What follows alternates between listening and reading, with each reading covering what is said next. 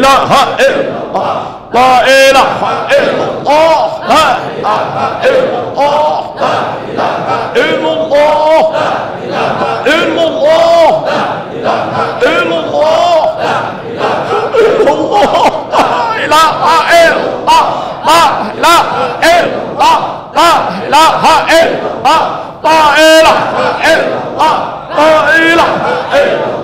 la ilaha illallah, la ilaha illallah, la ilaha illallah, la ilaha illallah, la ilaha illallah, la ilaha illallah,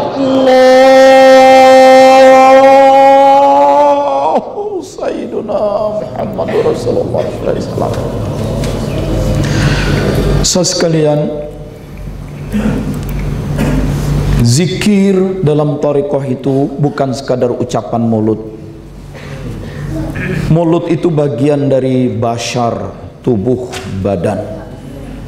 Meskipun kita tahu di dalam badan kita, di dalam bashar kita ada pusatnya, ada intinya, yaitu kolbu, dan kolbunya bashar adalah jantung. Tapi itu bukan hakikat diri kita. Diri kita yang hakiki adalah yang ruh, yang Allah cipta jauh sebelum badan ini ada di alam lahut.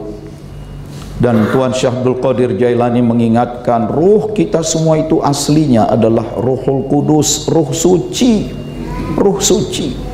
Sekarang sedang dihadirkan di dalam badan ini. Maka ruh kita menyatu dengan badan. Pusatnya ruh yaitu kolbu bersatu dengan pusatnya badan. Pusatnya basar, pusatnya badan, kolbu itu jantung. Pusatnya ruh juga kolbu juga disebutnya. Tapi ini kolbu yang rohani, hati nurani. Dan melalui kolbu yang rohani inilah sesungguhnya manusia itu tersambung dengan Allah. Tapi harus dibersihkan. Kalau kolbunya kotor, tidak tersambung dengan Allah. Bersihkan, bersihkan, bersihkan. Jangan ada yang lain kecuali Allah. Dirasakan kehadiran Allah, diingat betul keberadaan Allah, disadari betul kehadiran Allah. Bersihkan. Kalau masih ada dendam, marah, egoisme yang tinggi, kecewa, fasik, kalau di dalam kolbu masih ada munafik, dan semua itu memang masih ada pada diri kita. Karena itu kita terus membersihkannya. La ilaha illallah, la ilaha illallah. Sudah bersih, nyetir motor, nyetir mobil, gara-gara disalib orang aja muncul penyakit, kotor lagi. Illallah. Udah bersih, pulang zikir, di jalan ketemu orang, teman yang udah lama nggak bayar utang, nembak melulu, 4 lagi. Ya Allah, jadi memang betul lah, seberapapun kuatnya niat kita mendekat kepada Allah, seberapapun kuatnya ikhtiar, riadoh, upaya kita mendekat ke Allah, kalaupun Allah tidak mendekatkan kita kepada Allah, segala ikhtiar dan upaya ini gak bermakna. Karena itu kita menjadi dekat kepada Allah bukan semata-mata karena ikhtiar, upaya. Kita mohonkan bantuan dari Allah. Zikir itu penting, membersihkan kolbu. Tapi kenapa banyak orang yang sulit berzikir? Maka ada doa, Allahumma a'inna ala zikrika. Ya Allah, tolong kami dalam zikir kepada Engkau. Jadi kalau tidak ditolong oleh Allah, zikir aja susah. Ya?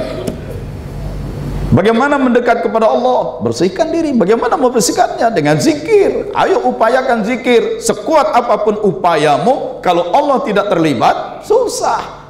Maka untuk zikir aja minta pertolongan Allah. Allahumma a'inna ala zikrika. Ya Allah, tolong kami dalam zikir kepadamu. Wa syukrika, dan dalam syukur, dalam membangun kesadaran bersyukur, kesadaran berterima kasih kepada Allah. Wa husna ibadati, dan dalam membaguskan ibadah kepada Engkau. Jadi pertolongan pada Allah. Jadi ini apa kata Ustadz Kiki, ini jabari banget ya. Nah, tarekat itu jabari banget itu, deterministik sekali itu.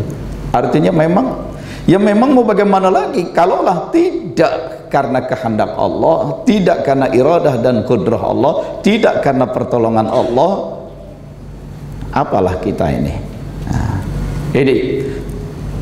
Tapi yang jangan lupa, jangan karena semua itu karena Allah, karena kehendak Allah, iradah Allah, kudrah Allah, pertolongan Allah, lalu kita kemudian menjadi pasif, diam, pasrah, bongkoan, sehingga akibatnya segala hal kita persalahkan Allah. Kenapa nggak ngaji-ngaji? Belum dapat hidayah, belum dapat panggilan. Nanti dipanggil bener, itu diutus Israel. Nah, apa mau mendapatkan langsung panggilan yang terakhir? Ya memang semua ini kan ada takdir Allah, ada hidayah Allah, ada kehendak Allah. Tapi itu kan ada yang mungkin belum Allah berikan, ada yang mungkin belum Allah berikan, ada yang sudah Allah berikan. Itu ada yang sudah Allah berikan. Itu. Nah, di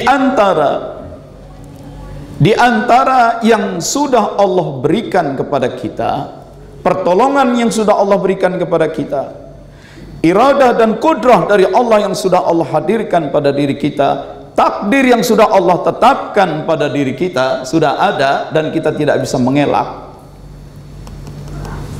Ketika kakek kita Adam alaihissalam dihadirkan ke muka bumi, apa yang pertama Allah berikan sebagai bekal? Itu juga yang Allah berikan kepada kita. Wa 'allama Adamal asma. Allama, Allah mengilmui Adam. Allah mengilmui semua manusia. Maka jadilah pada manusia ini ada potensi, kemampuan untuk mengetahui, untuk memahami. Jadi kita sudah punya ilmu. Soal ilmu kita akan bertambah banyak, bertambah lengkap, itu lain cerita. Tapi potensi untuk mengetahui, mengalami, itu sudah ada. Itu. Kita semua juga sudah tahu kok mana belok kanan, mana belok kiri. Ya. Kita juga sudah tahu kok mana gelas, mana botol. Jadi Allah sudah berikan pengetahuan.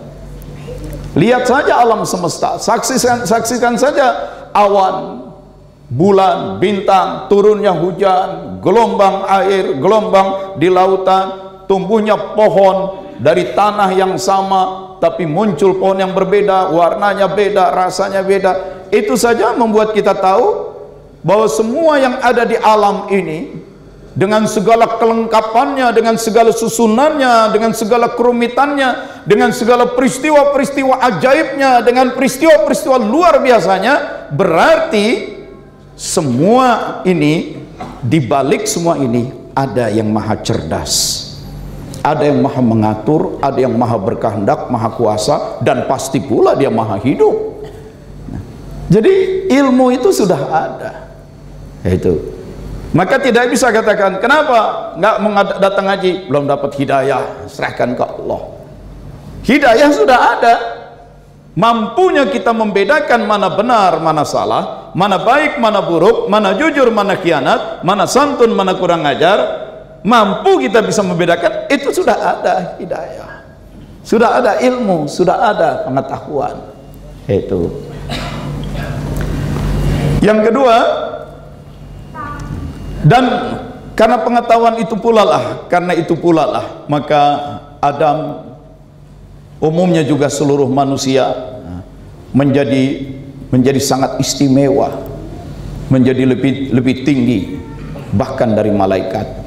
Yaitu karena adanya ilmu, adanya pengetahuan itu, maka manusia pun menjadi lebih mulia, sehingga malaikat diperintahkan sujud karena ilmu itu. Karena ilmu, nah, diberikan ilmu, dengan itu kita bisa mengetahui, dengan itu bisa kreatif, dengan itu bisa berimajinasi, Malaikat tidak punya kreativitas, tidak punya daya imajinasi. Nah, karena itulah kemudian manusia disuruh sujud.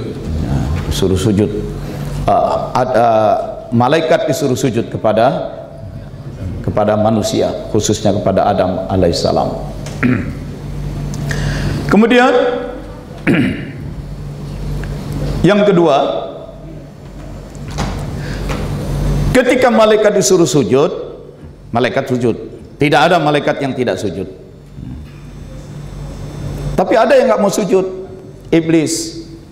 Illa iblis kana minal jinni, kecuali iblis yang berasal dari golongan jin. Jadi iblis itu jin, bukan malaikat. Lihat dalam surat Kahfi, surat 18 ayat 50. Kalau malaikat semuanya sujud, ya. Maka dalam ayat Quran dikatakan fasajadal malaika kulluhum ajmaun, maka bersujudlah malaikat kulluhum, tiap-tiap mereka, ajmaun, seluruhnya. Tiap-tiap dan seluruhnya, tidak ada malaikat yang ingkar. Yang ingkar itu iblis. Siapa iblis? Kana minal jinni, berasal dari golongan jin. Nah, jin ini membangkang menjadi iblis, ya. Lalu dilaknat oleh Allah dan mengumbar dendam. Dendam iblis itu sampai sekarang masih terjadi. Dia selalu berusaha menyesatkan manusia. Dan Allah ingatkan, hai Adam, lihat tuh, kamu punya musuh. Jangan katakan kita hidup ini tidak punya musuh. Saya sih orangnya nggak punya musuh, berarti ente teman sama iblis. Hati-hati, jangan bangga, jangan merasa sok suci. Saya sih hidupnya nggak pernah bermusuhan sama siapapun, saya nggak punya musuh. Ada musuh kita, selalu mengintai, selalu mendekati, mengendap-endap, iblis. Itu. Allah ingatkan kepada Adam, musuh itu. Kemudian setelah diberikan ilmu, maka kemudian Adam dimasukkan ke dalam kebun. Adam dan Hawa dimasukkan ke kebun. Uskun anta wa zawjuka, tinggallah engkau dan istrimu. Engkau dan istrimu. Ini Adam udah beristri nih. Adam udah beristri. Itu. Tinggal di mana? Tinggal di dalam jannah, di dalam kebun. Jadi ketika masuk ke dalam kebun itu Adam udah beristri. Disebut istri laki atau perempuan? Perempuan. Nah, yang perempuan itu apa? Ruh atau bashar? Ruh tidak mengenal kelelakian, ruh tidak mengenal keperempuanan. Adanya laki dan perempuan itu badan, bashar. Organ tubuh laki perempuan beda. Sistem hormonnya beda. Tinggallah engkau dan istrimu dalam kebun. Nah, ini udah ada bashar. Jadi Adam yang ruh sudah masuk ke dalam bashar, istrinya sudah masuk ke dalam bashar. Nah, masuk ke dalam kebun. Itu. Wa kula minha ragadan, dan makanlah kalian berdua dari apa yang dihasilkan oleh kebun itu. Minha, dari kebun itu, ragada, yang berlimpah. Wah, berlimpah di dalam kebun itu. Semua produk kebun, makan aja. Haitsu syi'tuma, yang mana saja yang kamu kehendaki. Yang mana saja yang kamu kehendaki. Nggak dipaksa. Kamu punya kebebasan untuk memilih. Nah, jadi setelah diberikan ilmu, masuk ke dalam kebun, diberikan masyiah. Haitsu syi'tuma. Apa itu masyiah? Kebebasan berkehendak. Freedom of choice. Kemerdekaan untuk membuat pilihan. Free will. Allah berikan kehendak itu. Dijadikanlah manusia itu makhluk yang merdeka, memiliki kebebasan. Tetapi sebebas-bebasnya, manusia ini bahaya juga, karena ada musuhnya, iblis. Akibat musuh iblis itu, dengan kebebasan dimiliki, manusia bisa berbuat jahat. Manusia punya al-hawa, dirinya yang ruh dimasukkan ke dalam badan, dalam bashar. Salah satu komponen bashar, di bashar ini ada al-hawa, dorongan-dorongan biologis kebinatangan. Dorongan makan minum, dorongan kawin, dorongan buang air besar, dorongan seks, dorongan untuk berkuasa, dorongan untuk mendominasi, dorongan untuk mejeng, dorongan untuk dipuji, disanjung. Ada iblis, setan, ada Hawa, punya kebebasan. Maka Allah ingatkan, wala taqraba hadhihi syajarah, kamu bebas makan apa saja, tapi jangan dekati pohon ini. Bebas, tapi Allah ingatkan ada limit loh. Maka dengan segala kebebasanmu, kamu harus pandai-pandai mengendalikan diri, karena ada keterbatasan, ada limit. Jangan dekati pohon ini, nanti kamu jadi zalim. Zalim kamu, zalim pada orang lain, zalim terhadap diri sendiri. Masuklah ke dalam kebun itu iblis. Masuklah ke dalam kebun itu iblis. Iblis memberikan janji. Apa yang iblis janjikan? Yang iblis janjikan dua. Ya Adam, wahai Adam, hal adulluka ala syajaratil khuldi, maukah engkau kutunjukkan, kuperlihatkan pohon keabadian, yang kalau kau makan buah dari pohon ini, engkau akan abadi di dalam kebun yang berlimpah-limpah. Engkau akan abadi dalam kesenangan, engkau akan abadi dalam kenikmatan, engkau akan abadi dalam keberlimpahan, engkau akan abadi dalam kemakmuran. Dan itu pohon bukan saja memberikan al-khuld, tapi juga pohon itu kalau dimakan memberikan al-mulk, power, kekuasaan, la yabla, tanpa batas. Jadi yang dijanjikan, diiming-imingi oleh iblis itu, diiming-imingkan keabadian dan kekuasaan, keabadian dan kejayaan, eternality, keabadian dan kekuasaan tanpa batas, glory, kejayaan. Mana pohon itu? Ikut. Nah, nih pohonnya. Begitu ditunjukkan pohonnya, Adam ingat. Kan ada kata Allah, wala taqraba hadhihi syajarah, jangan dekati pohon ini. Nggak boleh nih, didekati aja nggak boleh, apalagi dimakan. Iblis merayu lagi. Tahu kenapa Allah melarang? Sebab kalau kau makan buah dari pohon ini, engkau akan menjadi abadi, sehingga Allah pun terkalahkan keabadiannya olehmu. Jadi Allah itu cemburu banget. Allah itu ingin jadi, dia itu menjadi the only, satu-satunya yang abadi, yang selamanya, nggak mau ada yang lain. Kalau kamu makan ini kau jadi abadi, maka kau dilarangnya. Kalau kamu makan buah pohon ini, engkau menjadi memiliki kekuasaan tanpa batas. Dan orang yang berkekuasaan tanpa batas, tidak ada lagi yang mengadili, tidak ada lagi yang menilai, tidak akan menjadi menghukum. Orang kalau punya kekuasaan tanpa batas itu menjadi serba suci, nggak ada salahnya. Nah, itu kau jadi seperti malaikat suci, kau jadi kekal. Godaan berat bagi Adam, bagi Hawa, dan bagi kita semua. Apa itu godaannya? Keabadian dan kekuasaan. Ini godaan berat. Maka semua orang pengen abadi, ya. Nah, yang operasi ganti kulit muka, yang mau pada keriput itu kepengen abadi, itu, ya. Yang berkuasa kepengen abadi, yang udah 2 periode lagi siap-siap merancang-rancang semuanya supaya jadi 3 periode. Kalau perlu untuk selama-lamanya, itu. Semua pengen jadi abadi. Itu yang udah biasa jadi imam di suatu masjid, maunya dia terus imam, padahal suara udah serak, itu baca Fatihah, azan udah 3 oktav, 3 kali putus narik nafas, ya. Hayya 'alas shalah, masih nggak mau menggantikan jabatan itu kepada orang lain yang lebih muda. Ini Ustadz juga punya hasrat keabadian, kiai juga, itu. Maka hati-hati, Pandai-pandailah menempatkan diri, pandai-pandailah ada saatnya kita di belakang, kasih kader muda maju. Kita nggak akan abadi kok. Itu kekuasaan tanpa batas. Itu akibatnya Adam dan Hawa terkecoh di situ. Ini titik kelemahan manusia, hasrat keabadian, hasrat kekuasaan. Karena itu hati-hati.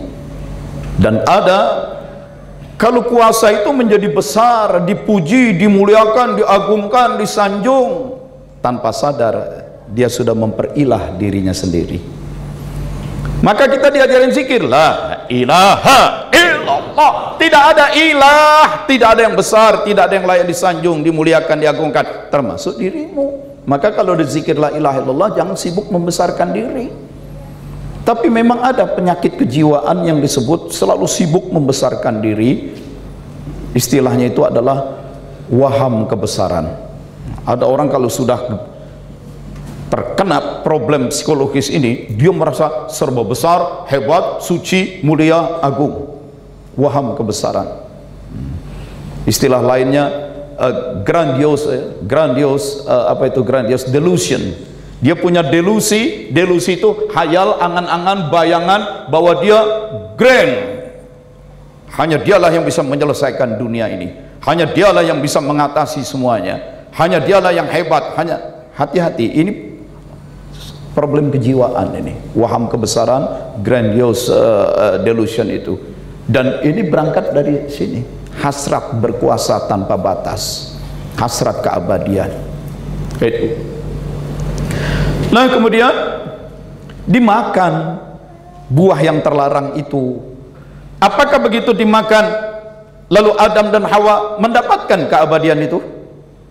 Apakah setelah dimakan buah terlarang itu Adam dan Hawa mendapatkan kebesaran kekuasaan itu? Tidak. Yang terjadi justru rontok pakaiannya. Adam dan Hawa rontok pakaiannya. Pakaian itu kan penutup aurat. Aurat itu kan hal-hal yang memalukan, aib. Pakaian itu kan perhiasan. Pakaian itu kan simbol kemuliaan juga. Orang kan sering dimuliakan dari pakaiannya. Itu. Coba sekali-sekali ente datang pakai gamis, pakai jubah, pakai sorban tebel. Muncul dari ujung, ikhwan TKN yang nggak kenal udah langsung berebut cium tangan. Wah, mursid datang. Itu coba aja pakai pakaian kayak begitu, langsung itu dicium tangan. Karena di sini ada penggemar cium tangan, yang kalau cium tangan itu bukan hanya sini, tok tok tok tok, gosok lagi. Saya sering alami cium tangan bolak-balik digosokin, padahal kumisnya kasar banget. Geli juga kita. Nah itu, jadi begitu dimakan buah terlarang itu, begitu larangan Allah dilanggar, rontoklah kemuliaan, rontoklah martabatnya sebagai manusia yang lebih mulia dari malaikat, yang malaikat pun sujud.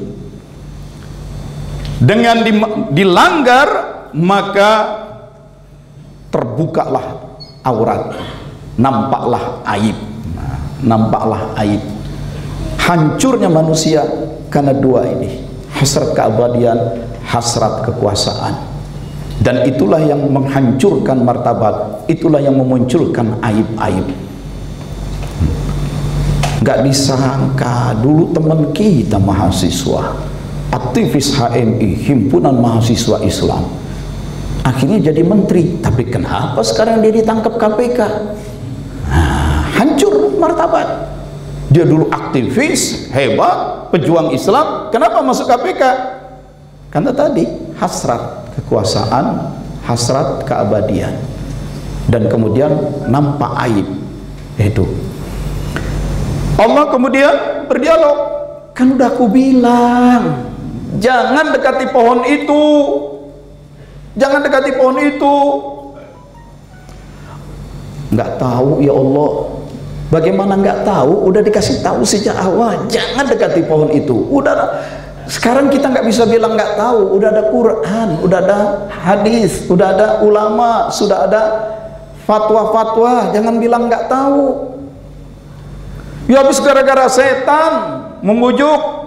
Jangan salahkan setan juga. Sebelum masuk ke kebun kan kamu udah lihat bagaimana setan membangkang karena cemburu kepada kamu, bagaimana setan bertekad jadi iblis untuk menyesatkan kamu. Aku udah bilang innasyaitana lakum aduwwum mubin, setan itu musuh. Dibilang nggak tahu udah dikasih tahu, mau nyalain setan juga udah diingatkan. Ayo mau nyalain siapa lagi? Adam nggak punya alasan lain. Emang yang salah diri sendiri. Akhirnya Adam dan Hawa berdoa, Rabbana zalamna anfusana, ya Tuhan kami, memang kami yang zolim terhadap diri kami sendiri. Jangan katakan tidak tahu. Kalau kau bilang tidak tahu, kau bebankan kesalahan ini kepada Allah yang tidak memberitahu. Jangan kau katakan setan, tuding setan. Setan sudah dijelaskan, diri sendiri yang sering berbuat zalim. Inilah doa pertama manusia. Rabbana zalamna anfusana wa ilan taghfir lana wa tarhamna lanakunanna minal khasirin. Perbanyak saja doa ini. Pandai-pandai mengukur diri, nggak usah memaksakan diri. Ini ya. Nah kembali, jadi sekalian, zikir kita itu adalah zikir untuk membersihkan.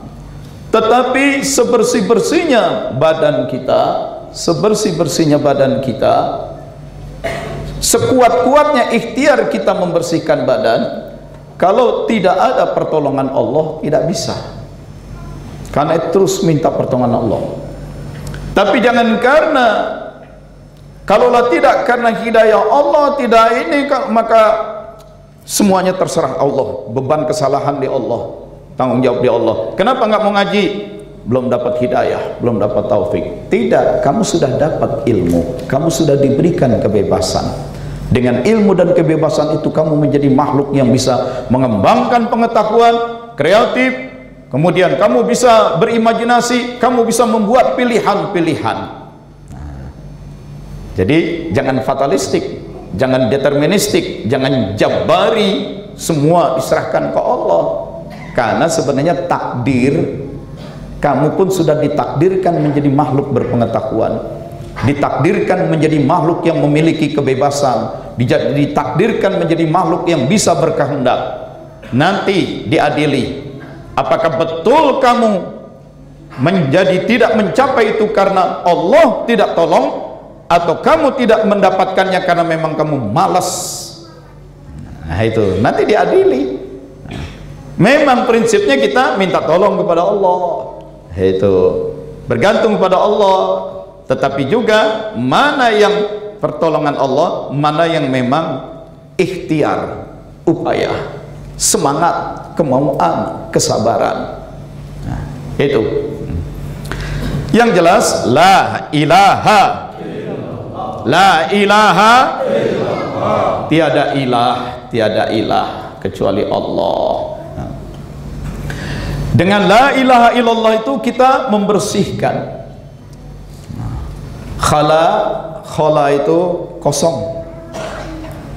Takhalli, takhalli kosongkan. La ilaha, la ilaha, la ilaha, la ilaha, kosongkan, dikosongkan dari segala keinginan. Keinginan jadi mursyid, keinginan jadi wakil talqin, keinginan jadi badal talqin. Namanya aja badal talqin, disingkat batal. Bersihkan itu. Keinginan jadi nabi, keinginan jadi rasul, keinginan, hati-hati. Bagi orang tarekat, dia tidak mau mengedepankan, menonjolkan keinginannya, karena yang boleh hadir hanya keinginan Allah. Itu. Ini berat, berat. Jadi ketika la ilaha illallah, hapuskan segala keinginan-keinginan. Saya juga selalu berjuang untuk itu. Bahwa hari ini dapat tugas menyampaikan khidmah ilmiah, tapi saya tidak meniatkan bahwa saya datang untuk mengajar, untuk menunjukkan kepandaian saya, untuk mendemonstrasikan retorika saya supaya orang kagum memuji saya, tidak. Maka begitu duduk di sini udah ilallah, la ilaha illallah, tidak ada yang hebat kecuali Allah, tidak ada yang pintar kecuali. Karena itu Pak Wafidin mau ceramah apa? Tadi pun tidak diniatkan, tidak desain, oh nanti saya mau ceramah begini, tidak. Karena ini majelis manakib. Manakibnya Tuan Syekh Abdul Qadir Al-Jailani. Artinya ini panggungnya Tuan Syekh, bukan panggungnya seorang mubalik. Ini panggung Tuan Syekh. Yang dibesarkan, diagungkan Tuan Syekh sebagai wali Allah. Yang dimuliakan, diagungkan Allah, Rasulullah, dan para wali. Maka tidak merancang betul, wah saya ini akan bahas ini, tidak.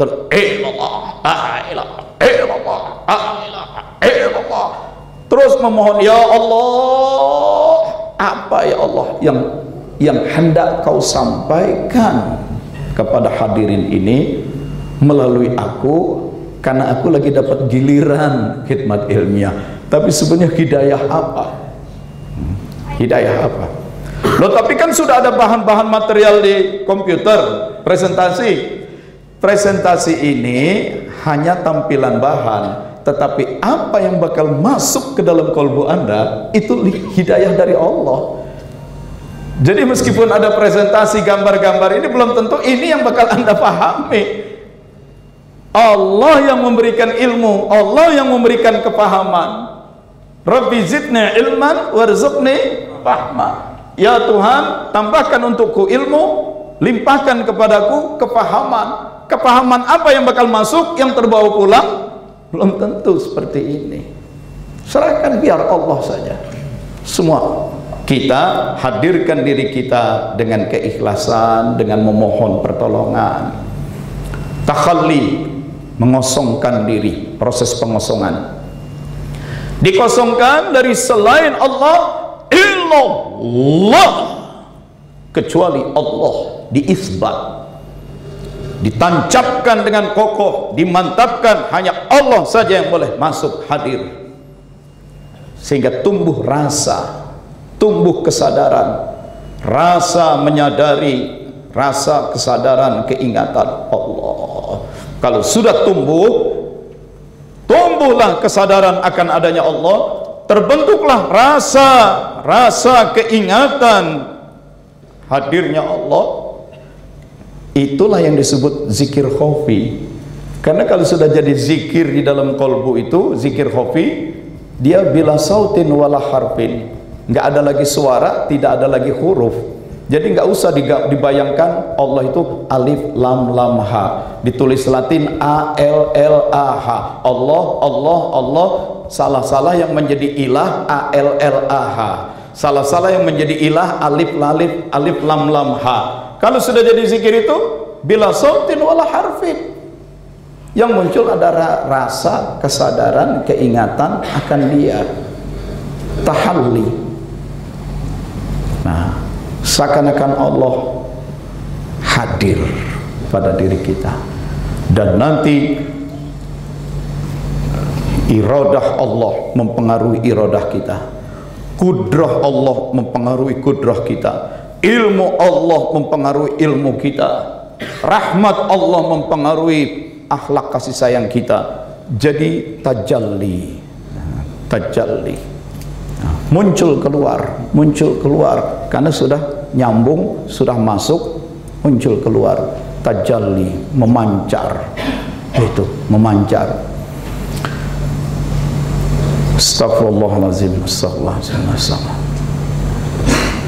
Kita ini banyak kebodohan yang kita lakukan, banyak langkah-langkah bodoh, perbuatan-perbuatan nakal, pembangkangan, maksiat-maksiat yang kita lakukan.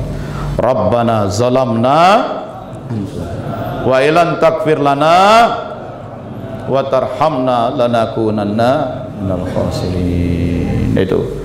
Maka terus saja kita zikir, banyakkan zikir la ilaha illallah, la ilaha illallah. Dan zikir la ilaha illallah ini bukan 165. Meskipun itu bagian dari praktek riadoh yang baku, habis sesudah sholat fardu, Abah Anom pun mengatakan sekurang-kurangnya 165. Jadi bukan 165, sekurang-kurangnya 165. Lebih banyak lebih baik. Di lain kesempatan juga boleh selain sehabis sholat fardu, itu terus perbanyak saja. La ilaha illallah, la ilaha illallah, la. Kosongkan, bersihkan, mantapkan, sehingga terjadi proses tahalli, tajalli, dan selanjutnya kita pun menyadari sesuatu dengan kesadaran yang Allah berikan pada diri kita. Kesadaran kita dibimbing, dikendalikan, didominasi oleh kesadaran Allah. Ketika kita melihat pun, kita melihat dengan penglihatan Allah. Oh, bisa begitu Pak? Bisa. Itu kan dalam hadis tentang waliullah. Man ada li waliyan faqad adzantu bil harb. Siapa yang memusuhi waliku, maka aku nyatakan untuk perang terhadapnya. Siapa para wali, para kekasihku? Hamba yang tak henti-hentinya mendekatkan diri kepadaku dengan melakukan yang wajib-wajib, dan itu paling aku sukai. Wala yazal, dan dia tidak berhenti dengan yang wajib, dia terus mendekatkan diri dengan yang sunnah-sunnah. Kegencaran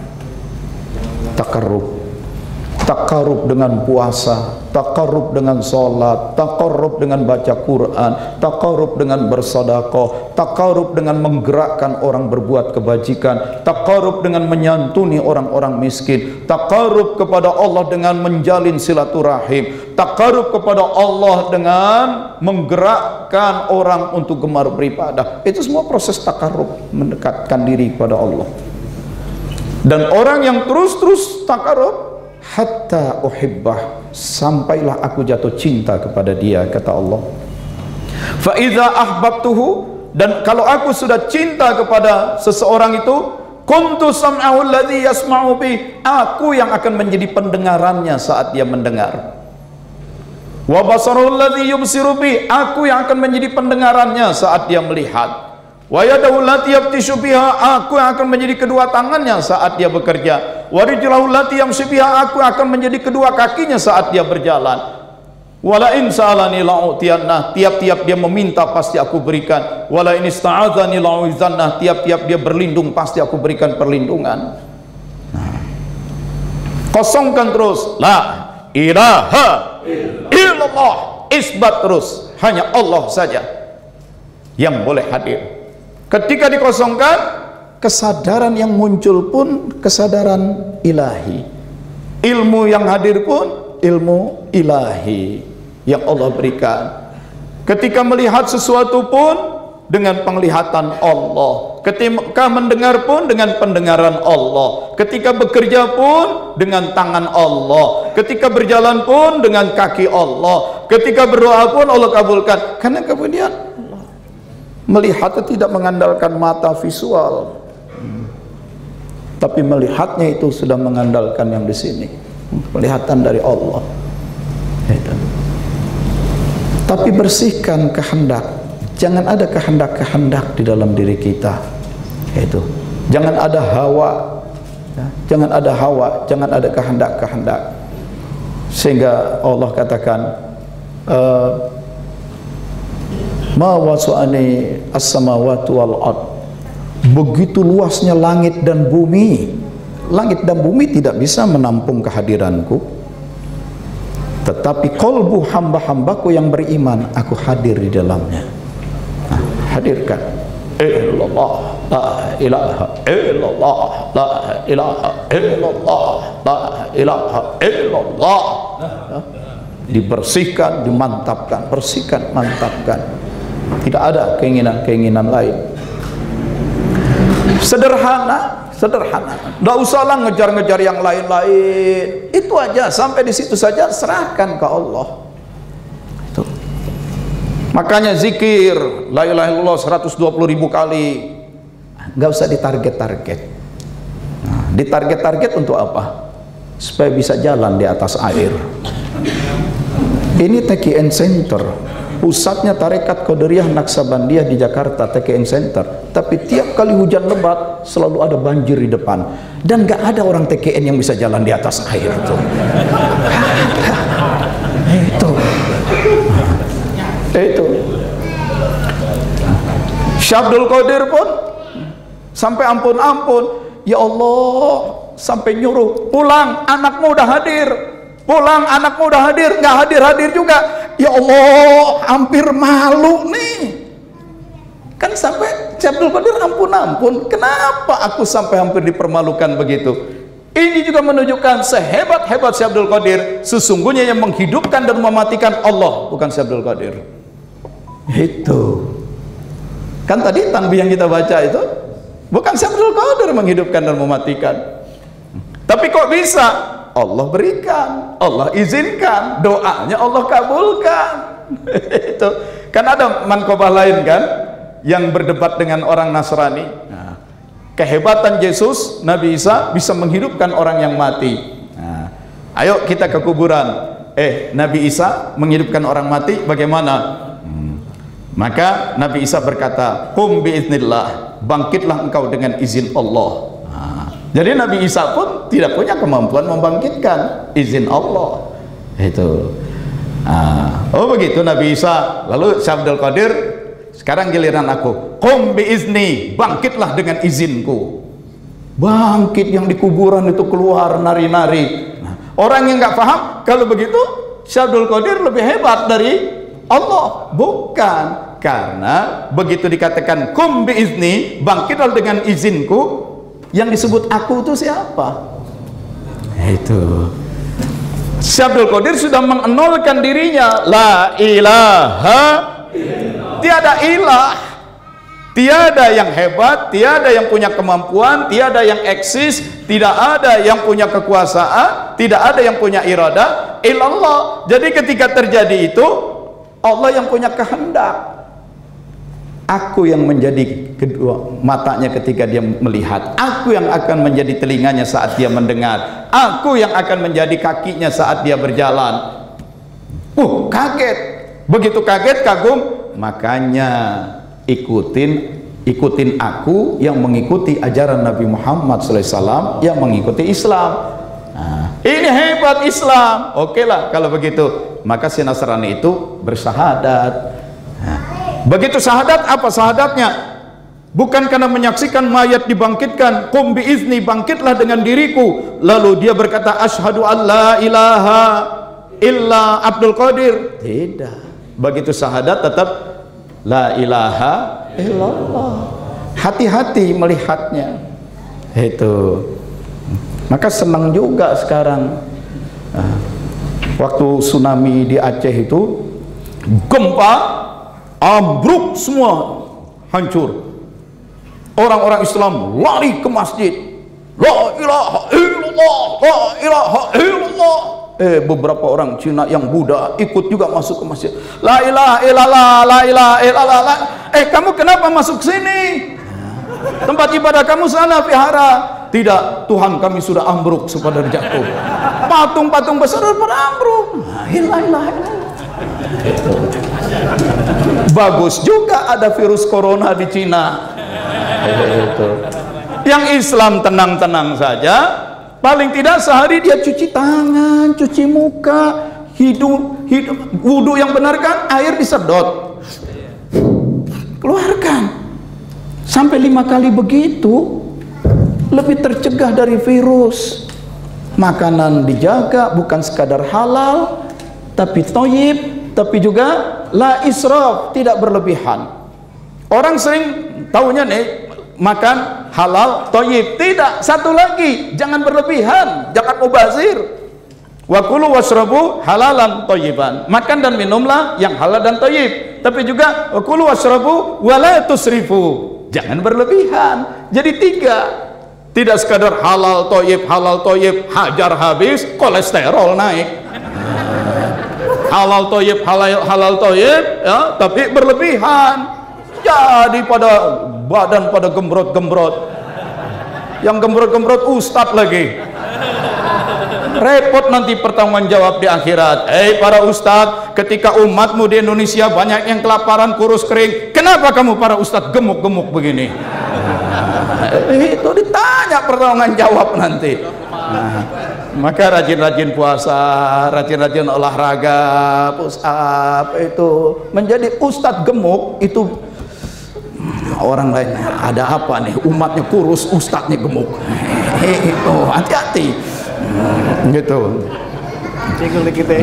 Nah, Pak Wafdin badan gede juga, makanya lagi sibuk terus nih ngurusin badan terus, olahraga, habis sholat push up, itu plank segala macam itu. Karena bagaimanapun kesehatan harus kita jaga. Demikian ya, jadi la ilaha illallah ya, la ilaha illallah. Begitulah, alhamdulillah sekarang orang-orang di Cina yang selama ini mengatakan Islam itu radikal, ya, masker harus disingkirkan, jilbab disingkirkan, akhirnya sekarang pada pakai masker. Yang cadar itu katanya ekstrim, sekarang pada pakai cadar. Itu sekarang mulai berdoa sudah, maka mulai pada datang ke masjid. Kenapa ke orang Islam pada sehat-sehat saja? Wudhunya bersihin, bukan segala macam. Virus corona itu kan penyebarannya bukan karena virus itu berterbangan di udara, airborne, tidak. Virus corona itu berterbangannya, menularnya itu dengan droplets. Droplets itu artinya percikan. Jadi kalau hosi, nah, itu ada percikan-percikan halus. Nah, kita di dekatnya hosi, nah, maka kita dalam tuntunan akhlak Islam bersin itu tutup mulut, kemudian alhamdulillah. Itu yang sana juga yarhamukallah. Kalaupun sudah sempat kena ada virus, dibilang alhamdulillah yarhamukallah, Allah disebut bos gua. Nggak berani itu virus macam-macam itu ya. Nah, karena itu juga tadi sebelum berangkat ke sini saya tonton di video, karena orang di Singapura lagi panik sekarang itu, maka saya tonton video pidatonya Perdana Menteri Singapura tadi malam juga. Tadi orang sampai pada ketakutan gitu ya, sampai kalau udah bersin orang sudah kena virus di sini. Di Singapura gedung-gedung tinggi, orang kemana naik lift, pencet lift, yang mencet lift ada virus, datang lagi, sehingga akhirnya sekarang orang pada beli kondom buat nyarungin jari supaya kalau mencet lift itu ada fotonya. Itu orang beli gimana buat nyarungin supaya jangan naik eskalator tangan jangan megang langsung, mencet lift jangan kesentuh langsung, naik taksi buka pintu. Nah, kita orang Islam setiap saat disuruh berwudu, tiap sebentar wudu. Kan enggak virus begitu, kalaupun ada virus yang tak terus menular, tidak, dia juga perlu proses. Nah, kita udah keburu wudu, cuci tangan, basuh muka. Sekarang tuh Perdana Menteri Singapura sering-sering cuci tangan, sering-sering basuh muka, wudu aja sekalian. Gitu, sering wudu, masya Allah. Makanan jangan makan yang sembarangan. Kelelawar dimakan, ular dimakan, tikus dimakan. Gitu. Jangan cari yang halal, yang thayyib, juga yang tidak berlebihan. Nah, biarkanlah diri kita ini dibimbing oleh Allah. Ya. Maka orang-orang panik, orang Islam insya Allah nggak panik gitu. Yang betul-betul beriman dan takwa, karena Allah tanamkan sakinah di dalam dirinya. La ilaha illallah. Nggak usah lah sibuk-sibuk antri beli-beli masker yang harganya ada naik sekian kali lipat. Dokter udah mengingatkan, masker itu kan ada pori-porinya, lubang-lubangnya. Virus itu lebih kecil dari lubang itu. Pakai masker kayak apapun tembus masuk. Nah, maka yang paling aman tuh biasakan kebersihan diri, kemudian jaga sistem imun. Tubuh ini kan punya daya tolak terhadap yang buruk-buruk. Nah, caranya makan yang halal, makan yang thayyib, makan yang tidak berlebihan. Sistem imunnya kuat, ya. Kemudian juga rajin menjaga kebersihan, itu, dan yang lebih penting lagi perlindungan dari Allah. Tapi ada juga Pak orang Islam mati juga dia syahid. Nabi kan berkata, siapa yang disebut syahid? Orang yang perang di jalan Allah lalu terbunuh. Syahidlah dia. Kata Nabi, kalau begitu sedikit sekali umatku yang syahid. Lah emang kenapa ya? Bagaimana lagi? Betul, perang, terbunuh, mati, syahid. Tapi orang yang nggak terbunuh pun hidupnya biasa-biasa saja, artinya normal, namun penuh ketaatan, dia mati pun syahid. Itu. Karena untuk menjadi taat saja dia harus berjuang. Saya kan sering ceritakan, di lampu merah kita berhenti paling depan. Lampu masih merah. Yang dari sana udah sepi melintasan, yang belakang nyuruh kita maju melanggar lampu merah. Untuk taat aja harus korban perasaan. Nah, jadi untuk jadi orang baik saja harus berjuang. Nah, maka orang yang hidupnya penuh kebaikan, kalaupun dia mati dalam perjuangan kebaikannya, syahid. Dan apalagi orang yang terkena wabah penyakit, syahid. Itulah enaknya Islam. Makan yang halal, yang thayyib, yang tidak berlebihan, banyak zikir mendekatkan diri kepada Allah. Virus juga makhluk Allah, jaga kebersihan. Kena juga mati juga, justru itu yang menyebabkan dia syahid, masuk surga. Jadi nggak usah takut-takut banget, nggak usah panik-panik banget. Itu. Tapi kalau ente pedagang masker, kalau sekarang harga tinggi, ente dapat untung itu berkah juga. Ya, karena ente cuma ngikutin pasar, nggak apa-apa. Itulah zikir kita. Ya. Jadi sudahlah, dalam bertarekat ini tidak usah terlalu macam-macam. Tidak usah terlalu macam-macam. Terus saja. La ilaha illallah, la ilaha illallah, la ilaha illallah. Sampai dia masuk. Nanti kalau udah masuk, itu nggak usah diatur, nggak usah disengaja. Sudah masuk menjadi kesadaran, menjadi perasaan, menjadi ingatan. Itu zikir khafi. Ya. Sudah menjadi zikir sirri, udah jadi, udah hadir. Itu.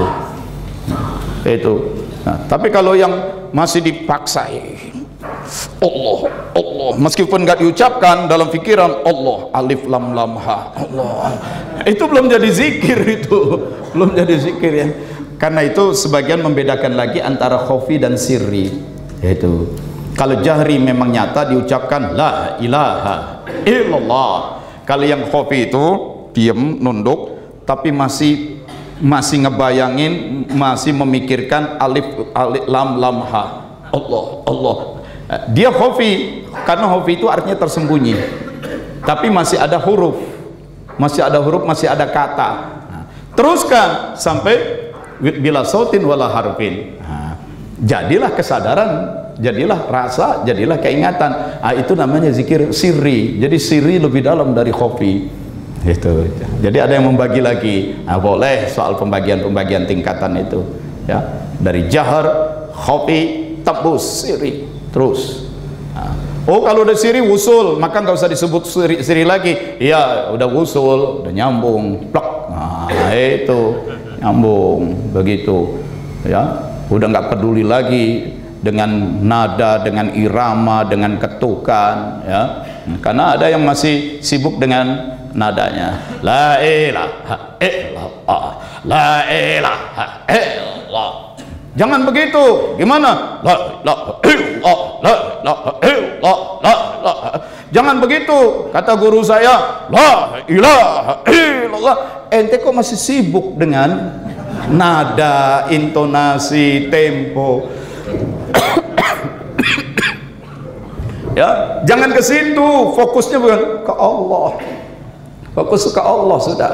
Makasih Tuan Handri, Masya Allah, barokah entehan. Mudah-mudahan. Bismillah.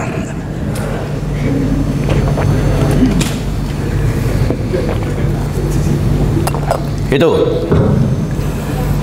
Tetapi harus diingat, upaya membersihkan diri, menyambungkan diri kepada Allah tidak bisa mengandalkan diri sendiri saja. Memang kita sudah punya kesadaran diri kita yang hakiki itu ruh, hadir di dalam bashar. Tapi tadi segala ikhtiar daya upaya mendekatkan diri kepada Allah itu sulit. Kenapa sulitnya? Karena kita itu masih terlalu kotor. Kita masih terlalu kotor, kita masih jauh, kita jauh, masih banyak lapis-lapis hijab nih. Kotor, rendah, hina, jauh pada Allah.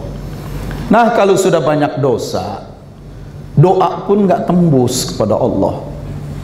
Yang kamu makan haram, yang kamu minum haram, yang kamu pakai haram. Bagaimana kamu berdoa ya Allah ya Allah? Ya ditolak. Tapi beruntung orang yang ketemu memiliki wali mursyid, waliullah, alim, wali dan menjadi mursyid.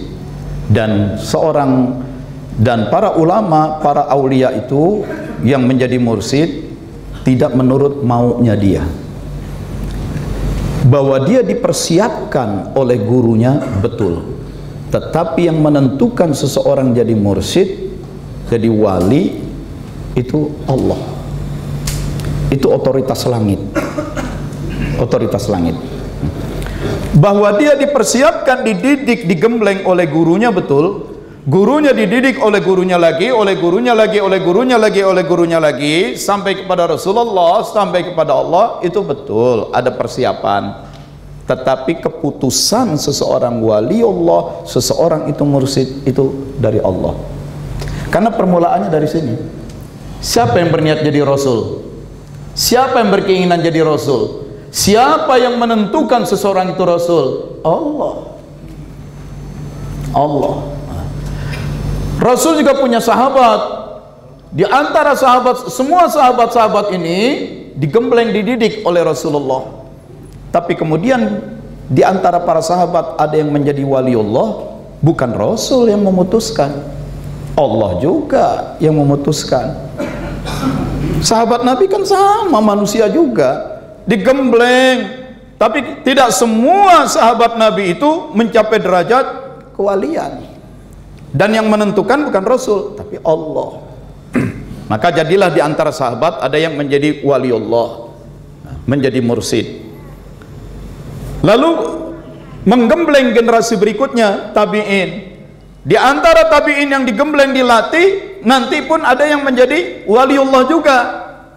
Tapi bukan gurunya yang menentukan, Allah juga yang menentukan. Karena kewalian itu dikaitkannya dengan Allah.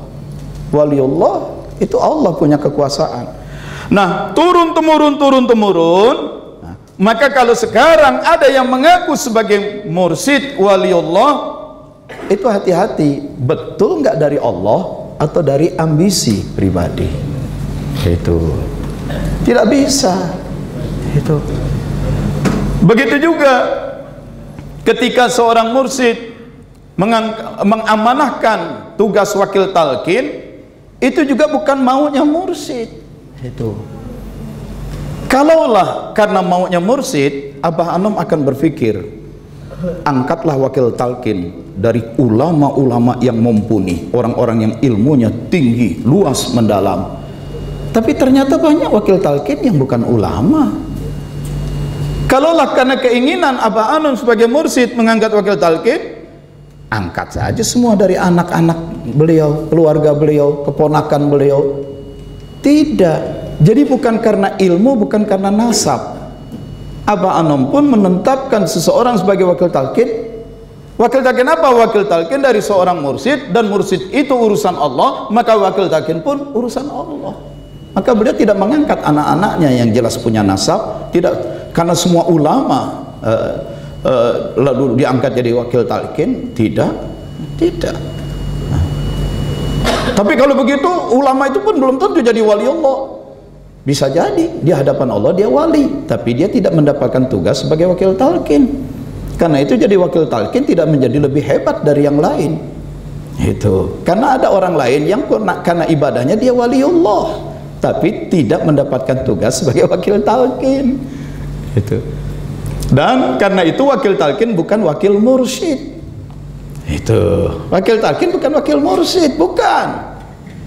Nah, tugas wakil talqin itu hanya memberikan arahan lahiriah, bahasa kerennya facilitator. Jadi kalau saya sedang menyampaikan talqin, saya menjelaskan zikir jahar kita, ucapkan la ilaha illallah, tapi saat mengucapkannya mata dipejamkan, merem, rasakan apa yang kita zikirkan masuk ke dalam diri kita dari perut bagian bawah, rasakan mengalir naik ke atas, terus naik sampai ke otak ubun-ubun, lalu arahkan ke dada kanan. Nah, ketika saya sedang begitu, itu wakil talqin, fasilitator. Tapi yang betul-betul menalkin, memasukkan zikrullah, mursyid sendiri. Itu mursyid yang memasukkan, tembus ke dalam badan, tembus ke dalam ruh, tembus ke dalam pusatnya ruh, yaitu kolbu, dibersihkan dan ditanamkan bazrul zikir. Dan selanjutnya antara kolbu itu murid dengan mursyid tersambung. Nah, wakil talqin hanya memberikan arahan lahiriah. Wakil talqin bukan wakil mursyid, bahkan dia pun tidak menalkin, memberikan arahan. Betul, memberikan arahan untuk mendapatkan talqin. Talqin itu dari wali mursyid, dan wali mursyid itu kewenangan Allah. Itu ini yang perlu dicapkan. Oh, kalau gitu wakil talqin semua kita sembarangin aja. Kalau soal penghormatan itu soal lain. Semua orang juga kita hormati. Yang usianya lebih tua kita hormati, yang ilmunya lebih baik kita hormati. Yang ini itu sih urusan kemanusiaan saja. Itu adab kemanusiaan saja. Jadi sebenarnya hierarki ruhaniyah, hierarki spiritual, Allah, Rasulullah, para ulama, aulia Allah. Nah, itu yang kemudian menjadi mursyid. Allah, Rasulullah, ulama, aulia Allah. Itulah hierarkinya, strukturnya. Wakil talqin pun tidak masuk dalam hierarki spiritual. Dalam tarekat, wakil talqin pun tidak masuk dalam hierarki spiritual. Ada satu lagi, sebenarnya saya nimbang-nimbang untuk mengungkapkannya, berat juga saya mengungkapkannya, tetapi karena situasi terpaksa juga saya ungkapkan, dan ini bisa bikin kaget. Dalam struktur, dalam hierarki spiritual, Allah, Rasulullah, ulama aulia yang menjadi wali. Maka dalam hierarki spiritual pun tidak ada istilah pengemban amanah. Tidak ada istilah pengemban amanah. Dan istilah pengemban amanah pun sumbernya dari mana? Oh, itu ada di surat pernyataan. Coba baca surat pernyataan itu. Mestinya ada di sini, tapi yang punya fotonya di handphone, coba baca. Ada nggak di situ dalam surat pernyataan itu kata-kata pengemban amanah? Tidak ada. Jadi pengemban amanah pun tidak berada dalam struktur spiritual, hierarki spiritual. Tidak ada istilah pengemban amanah. Ada, ya. Nah, coba surat pernyataan itu. Nah, itu coba cari, cermati betul. Itu siapa yang sudah ketemu? Saya pinjam teksnya. Surat pernyataan ya.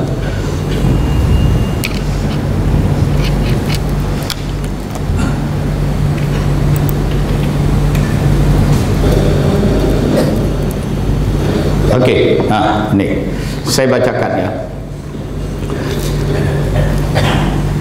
Bismillahirrahmanirrahim. Yang bertanda tangan di bawah ini nama Kiai Haji Ahmad Sahibul Wafat Tajul Arifin, guru mursyid Thariqah Qadiriyah Naksabandiyah, sesepuh Pondok Pesantren Suryalaya.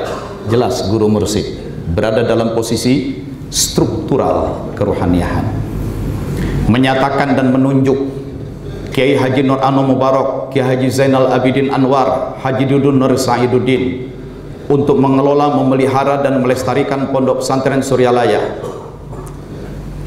mengelola, memelihara dan melestarikan pondok pesantren, pondok pesantren, pondok pesantren,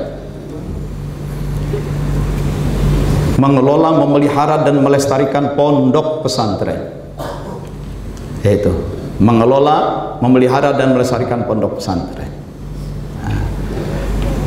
Yang kedua, maka dengan adanya surat pernyataan ini kepada seluruh pimpinan lembaga termasuk para mubalik dan wakil talqin yang ada di lingkungan Pondok Pesantren Suryalaya, apabila ada masalah-masalah yang berkaitan dengan kebijakan lembaga, masalah-masalah yang berkaitan dengan kebijakan lembaga, fisik, bangunan, pendidikan dan pengajaran, dan pembinaan ikhwan TKN Pondok Pesantren Raya, supaya berkonsultasi dengan nama-nama tersebut di atas. Berkonsultasi,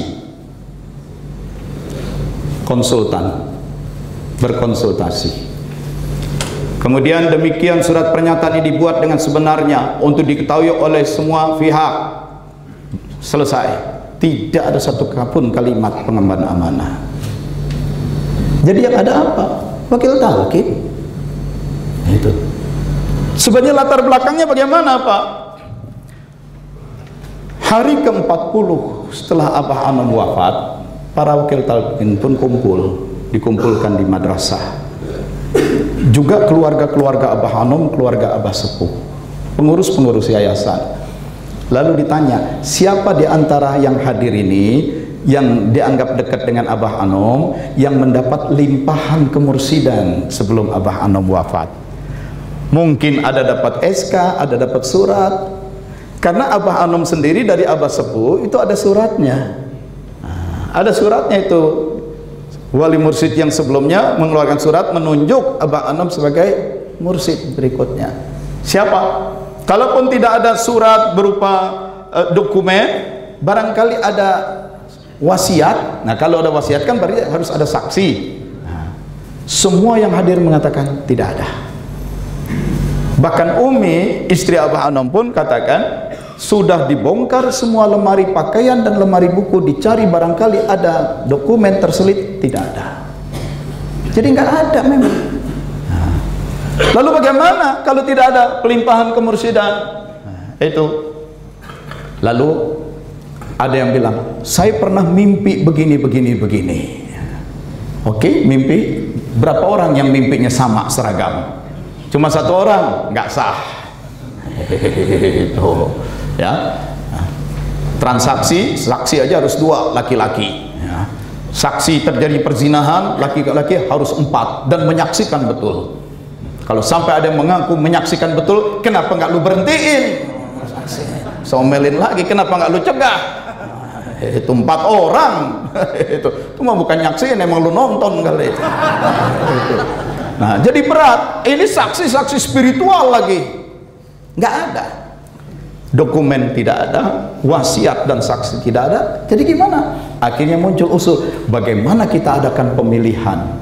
Beberapa orang bilang, emangnya kepala desa pakai pemilihan? Ini soal kemursidan. Tidak ada. Saat itulah Profesor Dr. Ahmad Tafsir, Profesor Dr. Juhaya mengatakan, kalau memang tidak ada, di antara isyarat dokumen yang agak mengarah ke sana, surat pernyataan ini. Nah, tapi kan di surat pernyataan itu melestarikan, mengamalkan besarnya pondok pesantren. Kemudian dalam hal pembinaan, konsultasi, tidak ada pernyataan sebagai mursyid. Tidak ada pernyataan artinya tetap sebagai wakil talqin. Tidak ada jabatan spiritual hierarki tertentu. Tapi ini sudah agak mengarah sedikit lah ke sana. Maka kata Pak Juhaya, Pak Ahmad Tafsir, kalau begitu bagaimana beliau saja, 2 beliau ini saja kita jadikan mursyid. Nah, yang lain bilang, tanya dulu kepada 2 orang itu, mau nggak dijadikan mursyid? Nggak mau, angkat tangan. Nah, nggak mau. Loh, kalau gitu gimana? Maka kata beliau lagi, kalau nggak, ya antara Pak Juhaya dan Pak Tafsir bilang, kalau memang tidak ada label status kemursidan, 2 orang ini pun tidak mau menjadi mursyid, karena 2 orang ini yang paling senior umurnya dan juga disebut dalam pernyataan, kita sebut saja deh pengemban amanah. Jadi istilah pengemban amanah tafsir, interpretasi, tidak ada dalam surat pernyataan. Dan dia bukan menunjukkan hierarki atau struktur spiritual apapun. Struktur hierarkinya itu, kalaulah disebut ada hierarki spiritual, ya wakil talqin. Itu. Maka beberapa kali saya jumpai langsung Pak Kiai Haji Zainal Abidin Anwar, Pak Njen wakil talqin. Astagfirullah. Kenapa sampai saya tanyakan begitu? Karena ada keluarganya yang selalu mengkampanyekan, bapak saya mursyid, bapak saya mursyid. Saya tanya, Pak Njen mursyid? Astagfirullah. Kenapa saya tanyakan? Karena ada anak dan keluarga selalu mempromosikan beliau itu mursyid. Saya sebut deh. Itu. Jadi yang ambisi bukan Pak Njen, bukan Pak Njen yang ambisi beliau jadi mursyid. Berulang-ulang saya tanya. Ketika dengan Pak Gaus juga saya berhadapan langsung, saya tanya kemursidannya apa. Pak Gaus masih mendingan, dia masih punya 2 bukti. Apa buktinya? Fotokopian itu fotokopian Abah Sepuh ke Abah Anom, sama tongkat batu satam, batu meteor yang banyak dijual di Belitung itu. Nah, Pak Njen saya tanyakan, bukti? Gak ada saya mursyid. Ngaku kagak juga. Tapi kenapa didorong-dorong jadi mursyid? Nah, mengejutkan kan? Ketika saya katakan pengemban amanah pun tidak ada dalam struktur dan hierarki spiritual. Nah, ayo. Ya, tapi pengemban amanah sudah menetapkan boleh mengangkat badal talqin. Ini ada surat ketetapannya. Mana suratnya? Dan lihat surat itu ditandatangani tanggal berapa? 2017. Yang saya punya fotonya tanggalnya kosong, tapi tadi malam saya ditunjukkan yang sudah ada tanggalnya. Siapa yang ngasih tanggal nih? Itu surat itu dari mana? Pernyataan pengemban amanah. Lihat kop suratnya. Apakah dalam keorganisasian kita ada yang disebut institusi, lembaga pengemban amanah? Tidak ada. Penyebutan pengemban amanah itu adalah selain karena tafsir interpretasi, itu adalah untuk memuliakan kesenioran, senioritas usia. Tapi secara organisatoris itu tidak ada. Kalau ada secara organisatoris, setiap surat pasti ada nomornya tercatat di administrasi. Kalau itu adalah pesantren, buka mana sekretariat yayasan. Ada nggak dikeluarkan surat dari pondok pesantren nomor sekian sekian sekian? Tidak tercatat dalam administrasi dan dokumentasi pondok pesantren. Kalau itu yayasan, mana yayasan Suryalaya? Ini kan badan hukum, organisasi yang sah. Ada nggak keluar surat seperti itu? Tidak ada. Jadi ini surat dari mana?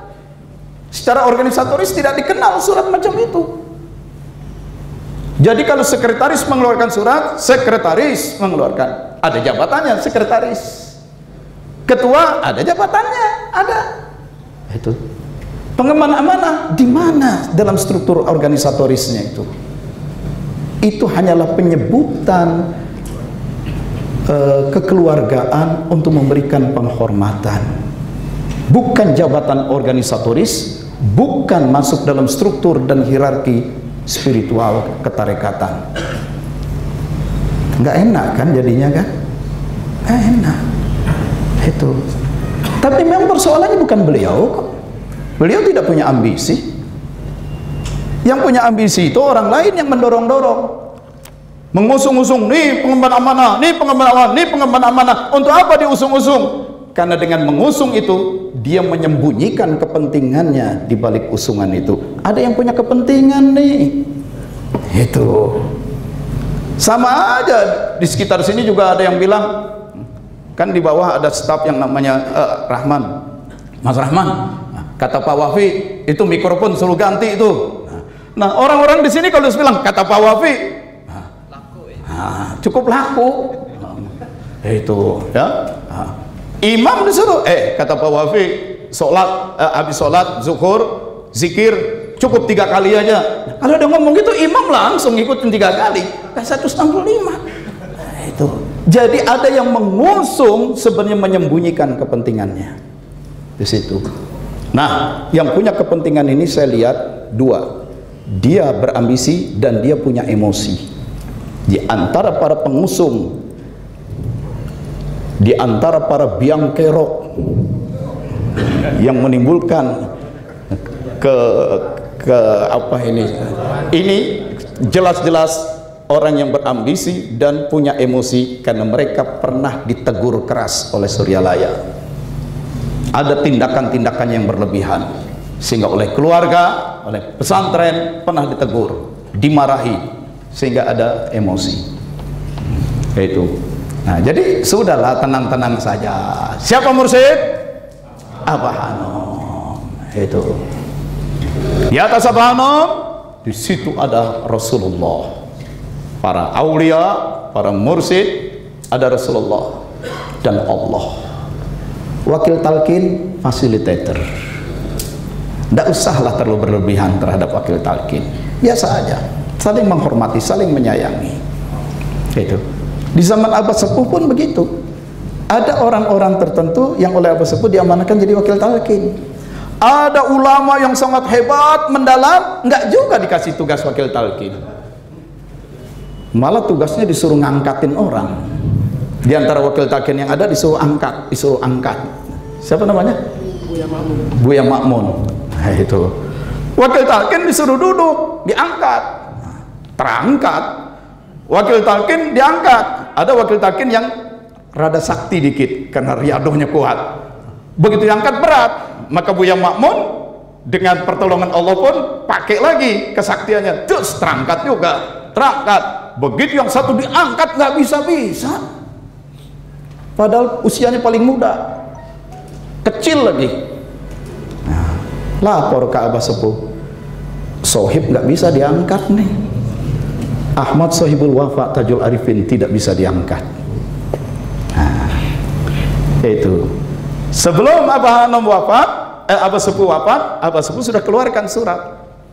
Mursyid berikutnya adalah Abah Hanom. Surat diterima oleh Abah Sepuh. Abah Hanom, surat dari Abah Sepuh diterima, disimpan. Abah Sepuh wafat, tidak langsung Abah Hanom, nih suratnya nih, saya mursyid. Tidak. Beliau tetap aja turun ngajar ke madrasah, ke masjid, naik ke rumahnya terus. Maka setelah Abah Sepuh wafat, wakil talqin Abah Sepuh bingung juga, siapa nih mursyid, siapa mursyid? Mursyid udah ada, yang pegang surat diem. Itu. Ini yang lain siapa? Ah, sudahlah. Ente aja deh mursyid, paling senior, paling tua. Enggak, anak bukan mursyid. Ini kiai ini mursyid karena hebat. Kalau zikir di pucuk pohon kelapa. La ilaha illallah, begitu sayyiduna. Cus. Tidak, saya bukan mursyid. Ini mursyid. Ini kali ini anak bungsunya Sohibul Wafa Tajul Arifin. Enggak, dia pun masih muda. Masih terlalu muda. Bukan mursyid. Akhirnya ya sudah, daripada kenapa kita sibuk soal mursyid, amalkan aja. Semua mengamalkan. Surat udah dipegang. Nah, itu sudah dipegang bertahun-tahun, bahkan sampai akhirnya nanti Abah Hanom wafat, beliau tidak pernah mendeklar, menyatakan diri saya guru mursyid, kecuali dalam surat pernyataan yang tahun 98 itu. Nah tadi surat tadi. Maka surat ini menjadi sangat penting. Itulah satu-satunya dan terakhir kali sebagai guru mursyid. Karena itu Abah Hanom pun menyebut kita tidak sebagai murid. Apa kita disebutnya? Ikhwan, akhwat. Beliau tidak menempatkan dirinya, posisinya, maaf, dalam lebih tinggi dari yang lain. Tidak, beliau di hadapan Allah kita sama. Itu. Maka ketika saya ditalkin oleh Abah Hanom, tolonglah jadikan saya murid Bapak. Abah Hanom nunduk. Abah juga masih belajar. Kalau mau belajar sama-sama, ayo jalan bareng-bareng. Beliau tidak menempatkan diri lebih tinggi, sejajar ya. Kita pun dipanggilnya ikhwan. Itu.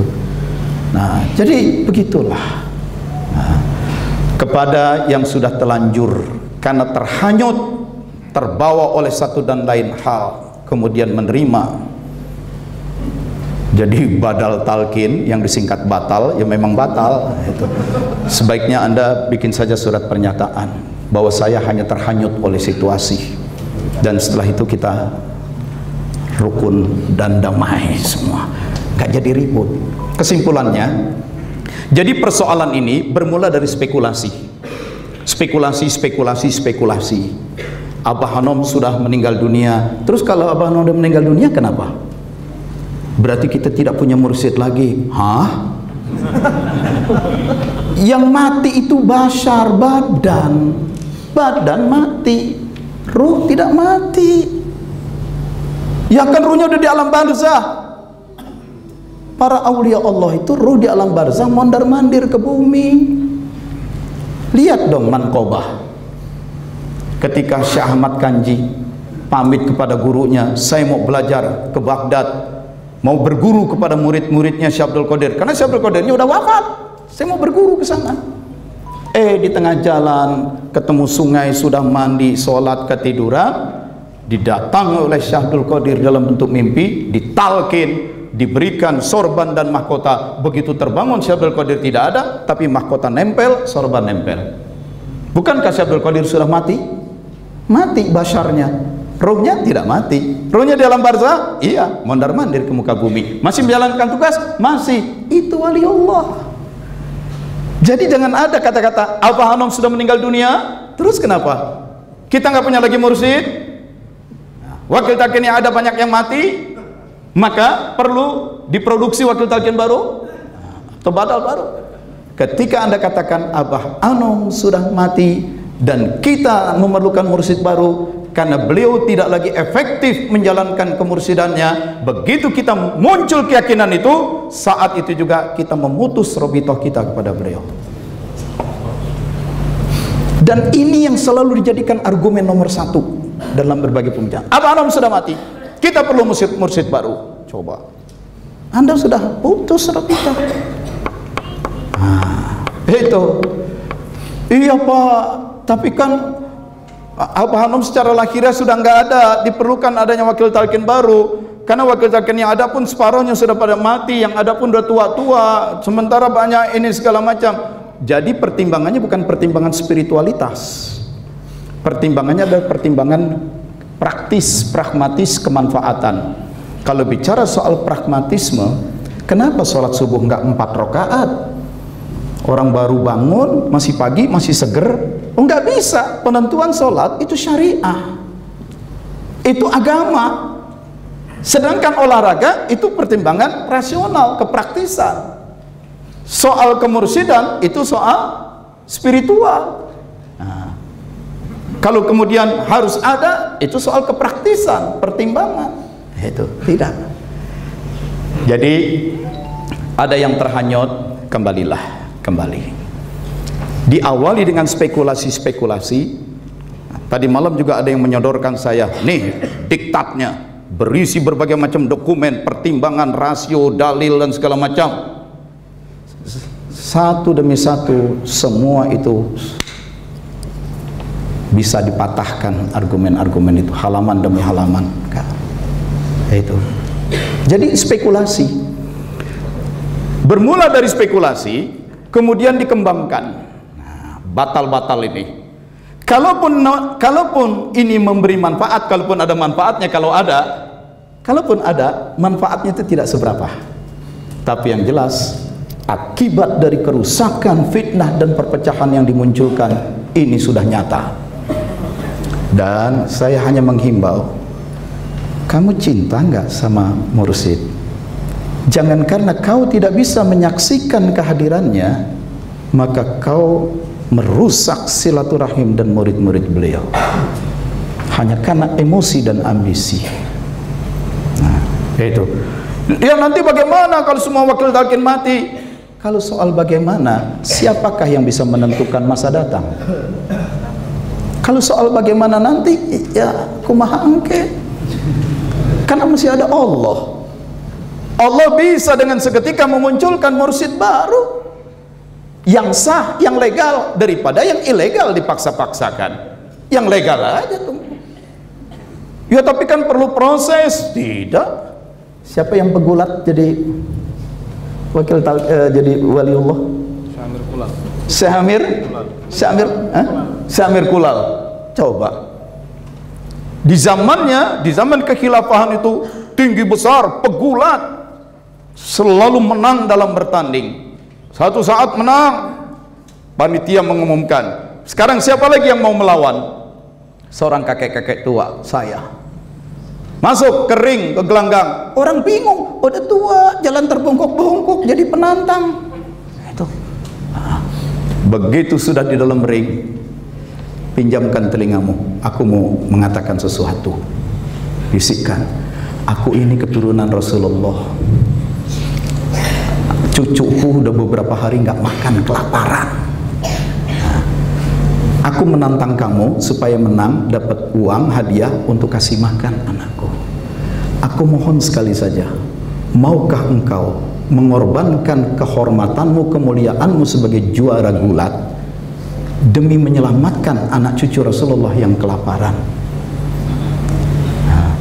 Si Amir Kulal yang pegulat bingung juga, tapi disebut nama Rasulullah, ada mahabbah, ada cinta kepada Rasul, ada ikram, rasa hormat pada Rasul.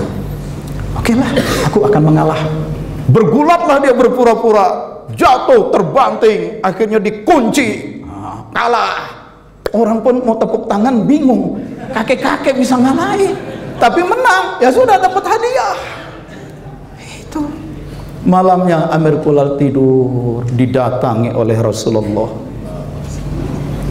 Engkau korbankan kemuliaanmu sebagai juara hanya untuk menyelamatkan keturunanku yang kelaparan, maka aku limpahkan kepadamu kemuliaan dunia akhirat selama-lamanya. Kaget lihat Rasulullah. Begitu terbangun, karomah, barokah, limpahan dari Rasulullah masuk ke dalam kalbunya. Begitu terbangun, tidak ada lagi sedikit pun cintanya kepada harta benda, pangkat, jabatan duniawi hilang. Dia menjadi nggak ada keinginan terhadap dunia. Dia berwudu, dia sholat, dia nikmati, maka dia berzikir saja. Orang pada berdatangan, kenapa nggak bergulat lagi? Akhirnya ada orang ngaku begini, dia keluarkan petunjuk. Kalau kamu begini, ini begini-begini. Orang yang dengar kaget. Wih, yang keluar dari mulutnya itu petunjuk yang sangat arif bijaksana. Akhirnya orang datang lagi, ya kalau gitu doakan akulah. Dia berdoa, terkabul. Akhirnya orang melihat, ini Amir Kulal ini mencapai tingkatan spiritual yang tinggi. Yang keluar dari mulutnya penuh kearifan, menyelesaikan masalah, doanya terkabul. Akhirnya orang menyebut, ini sudah waliullah. Hanya dalam waktu satu malam, Allah membalik seorang pegulat menjadi seorang waliullah. Jadi nggak usah terlalu khawatir. Kalaupun semua wakil talqin nanti mati, siapa yang bakal menalkin orang berikutnya? Allah turunkan mursyid baru, nggak ada kesulitan. Apakah dari dalam TKN sendiri atau dari luar TKN? Apakah dari dalam keluarga Abah Sepuh Abah atau dari luar? Mursyid ya mursyid. Itu nggak usah dikhawatirkan. Akibat dikhawatirkan kita jadi berandai-andai. Akibat dari berandai-andai kita berspekulasi. Akibat berspekulasi kita jadi melakukan hal-hal yang spekulatif. Manfaatnya nggak jelas. Akibat perpecahannya yang jadi besar. Begitu. Udah deh, cukup. Kita masuk zuhur nih. Astagfirullahaladzim, astagfirullahaladzim, astagfirullahaladzim. Ya Allah, lindungilah kami semua ya Allah. Lindungilah semua ikhwan dan akhwat TKN Pondok Pesantren Suryalaya. Lindungilah keluarga-keluarga Abah Sepuh dan Abah Ano, khususnya sesepuh kami yang paling senior, pengemban amanah Kiai Haji Zainal Abidin Anwar. Lindungi beliau, kesehatannya, lahiriahnya, jismaniahnya, harga dirinya, martabat dan kehormatannya.